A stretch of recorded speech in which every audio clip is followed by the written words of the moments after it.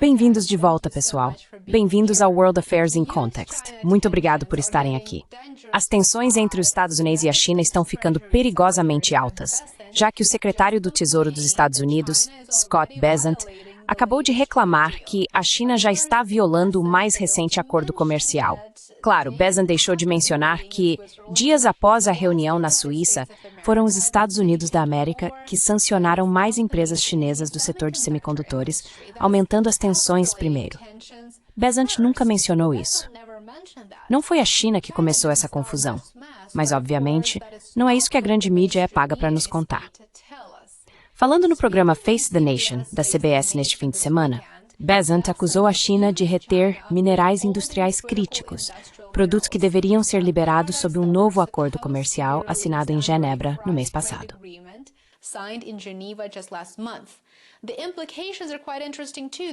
As implicações também são bastante interessantes. O governo dos Estados Unidos não perdeu tempo em nos informar que está prestes a intensificar suas ações contra a China. As ações realmente parecem ser bastante coordenadas e vou te explicar o porquê. O comentário de Bessent veio um dia depois de o secretário de Defesa dos Estados Unidos, Hegseth, repetir aquela declaração cansada, afirmando que acredita que a China está se preparando para uma ação militar e que isso é iminente. Isso é muito parecido com o que ouvimos durante anos e anos sobre o Irã, que estaria a poucos dias de enriquecer urânio em nível de armamento. O Irã não quer fazer isso, mas continuamos ouvindo as mesmas narrativas cansadas e reaproveitadas repetidas vezes. Declare que qualquer tentativa da China comunista de conquistar Taiwan pela força resultaria em consequências devastadoras para o Indo-Pacífico e para o mundo. Não há motivo para suavizar a situação. A ameaça que a China representa é real e pode ser iminente. Durante a entrevista, o tom de Scott Bessent foi bastante direto. Segundo ele, o que a China está fazendo é reter produtos essenciais para as cadeias de suprimentos industriais da Índia e da Europa. E isso não é o que um parceiro confiável faz, disse Bessent. Isso ocorre poucos dias depois de o presidente Trump, que nunca mede palavras, como você sabe muito bem, ter postado o seguinte no Truth Social: a China, talvez não surpreendentemente para alguns, violou totalmente seu acordo conosco. Então, tanto faz ser o bonzinho. Ficou claro que as negociações comerciais entre os Estados Unidos e a China estão praticamente paralisadas, e agora Bessent e sua equipe estão trabalhando dobrado para transferir a culpa.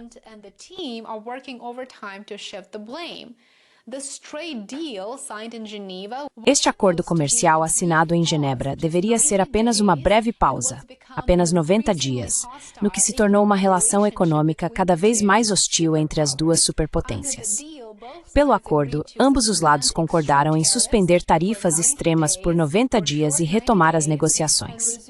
Agora, todo o acordo parece estar em terreno instável.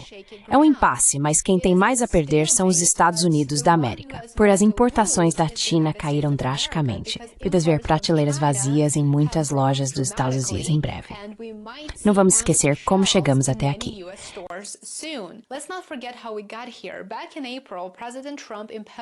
Em abril, o presidente Trump impôs tarifas sobre importações chinesas de impressionantes 145%. Uma medida dramática que provocou retaliação imediata de Pequim.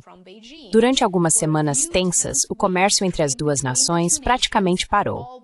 Depois, é claro, veio o Acordo de Genebra, que trouxe um alívio momentâneo nas tensões.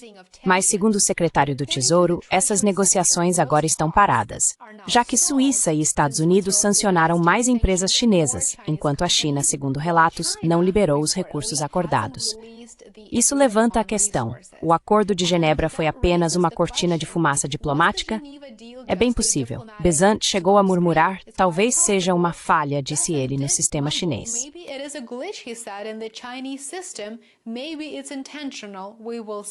Talvez seja intencional. Vamos ver. Enquanto isso, sinais do impacto da guerra tarifária começam a aparecer na economia americana.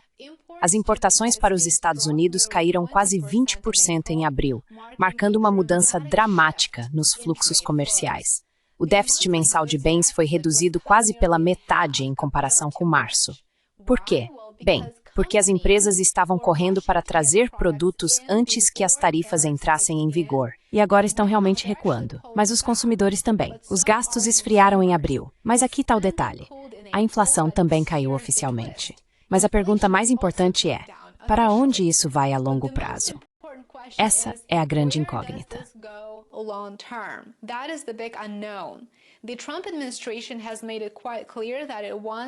O governo Trump deixou bastante claro que deseja uma tarifa global mínima de 10%. Mas algumas dessas tarifas, especialmente as mais agressivas, já estão sendo contestadas nos tribunais dos Estados Unidos. Uma decisão federal recente questionou a legalidade de como muitas delas foram realmente implementadas. Portanto, mesmo que as negociações pareçam ter desacelerado ou praticamente parado, a base legal de toda a estratégia tarifária de Trump está sendo testada. E ao mesmo tempo, eis o que sabemos de fato. A confiança entre as empresas americanas está caindo. Os relatórios de fabricantes e varejistas são pessimistas, as margens de lucro estão realmente diminuindo e alguns economistas esperam que essas pressões comecem a aparecer nos dados de inflação nos próximos meses.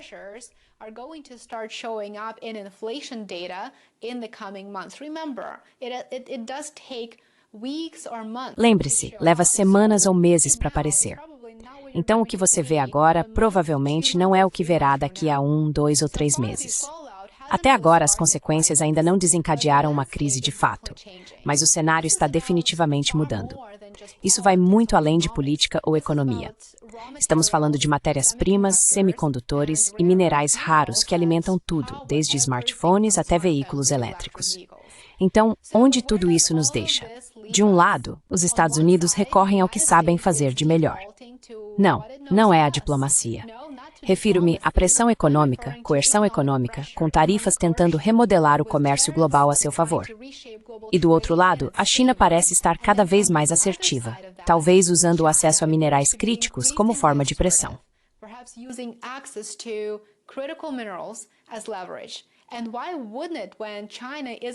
E por que seria diferente se a China não foi quem iniciou a guerra tarifária em primeiro lugar? Ambos os lados estão observando tudo muito de perto, assim como o mundo inteiro. Enquanto isso, os mercados continuam tensos, as empresas estão se recalibrando e os economistas se preparam para o que vem a seguir. Estamos perigosamente próximos da estagflação, o que afetaria todos os americanos. Fique ligado.